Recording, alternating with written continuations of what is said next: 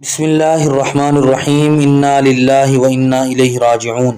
انتہائی افسوس کے ساتھ یہ خبر دی جا رہی ہے کہ معروف مذہبی اسکالر، داعی دین، مبلغ اسلام، عالمی شہرت یافتہ مولانا طارق جمیل صاحب کے صاحبزادے عاصم جمیل کا انتقال ہو گیا ہے۔ کہا یہ بھی جا رہا ہے کہ یہ واقعہ اور ان کا انتقال گولی لگنے کی وجہ سے ہوا ہے۔ البتہ ابھی تک یہ بات کنفرم نہیں ہوئی ہے کہ یہ گولی کیسے لگی ہے۔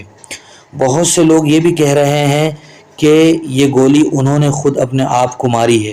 اس کی وجہ یہ بتائی جا رہی ہے کہ یہ مولانا طارق جمیل صاحب کے صاحبزادے عاصم جمیل صاحب کافی عرصے سے ذہنی مریض تھے، مینٹلی کوئی بیماری تھی، تکلیف تھی، لمبے عرصے سے اسی بیماری میں مبتلا تھے اور مسلسل ڈاکٹرز کی نگرانی میں تھے۔ ایسا لگتا ہے کہ اسی ذہنی بیماری اور مرض کی وجہ سے انہوں نے خود اپنے آپ کو گولی مار لی ہے، جس کی وجہ سے یہ حادثہ پیش آیا ہے۔ بہت سارے لوگ یہ بھی کہہ رہے ہیں کہ انہوں نے خودکشی کی ہے، لیکن یہ درست نہیں ہے۔ اصل وجہ یہی ہے کہ وہ کافی لمبے عرصے سے ذہنی مریض تھے، جس کی وجہ سے انہوں نے خود اپنے آپ کو اس طرح گولی مار لی ہے، جس کے نتیجے میں وہ اس دنیا سے رخصت ہو گئے ہیں اور ان کا انتقال ہو گیا ہے۔ ڈاکٹروں کا اور وہاں کی مقامی انتظامیہ کا یہ کہنا ہے کہ جیسے اس واقعے کی اطلاع ملی، ہم نے فوراً ان کو ہاسپٹل ریفر کر دیا، لیکن وہ جاں بر نہ ہو سکے اور خالق حقیقی سے جا ملے۔ بہرحال یہ بہت ہی افسوسناک واقعہ ہے، خود ان کے گھر والوں کے لیے بھی اور مولانا سے محبت کرنے والے دنیا بھر میں پھیلے ہوئے لوگوں کے لیے بھی یہ بہت ہی افسوسناک خبر ہے۔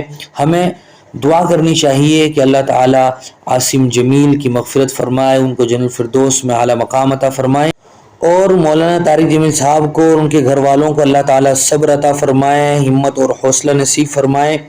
خود مولانا طارق جمیل صاحب نے اس واقعے کی اور اس حادثے کی خبر اپنے سوشل میڈیا اکاؤنٹس پر دی ہے، جس میں انہوں نے کہا ہے کہ آج تلمبہ میں میرے بیٹے عاصم جمیل کا انتقال ہو گیا ہے۔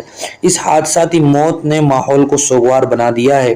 آپ سب سے گزارش ہے کہ اس غم کے موقع پر ہمیں اپنی دعاؤں میں یاد رکھیں۔ اللہ تعالیٰ میرے فرزند کو جنت الفردوس میں اعلیٰ مقام عطا فرمائے۔ یہی وجہ ہے کہ یہ مولانا طارق جمیل صاحب کے صاحبزادے زیادہ تر گھر پہ ہی رہتے تھے یا اپنے فارم ہاؤس پہ رہتے تھے، زیادہ مولانا کے ساتھ نظر بھی نہیں آتے تھے، سفر وغیرہ پر بھی نہیں جاتے تھے۔ لمبے عرصے سے یہ اسی ذہنی پریشانی کا اور اذیت کا شکار تھے۔ بہرحال ہم ہر لمحہ ان کو، ان کے گھر والوں کو دعاؤں میں یاد رکھیں۔ اللہ تعالیٰ حادثاتی موت سے ہم سب کی حفاظت فرمائے، اچانک اور ایکسیڈنٹ والی موت سے ہم سب کی حفاظت فرمائے، آمین یا رب العالمین۔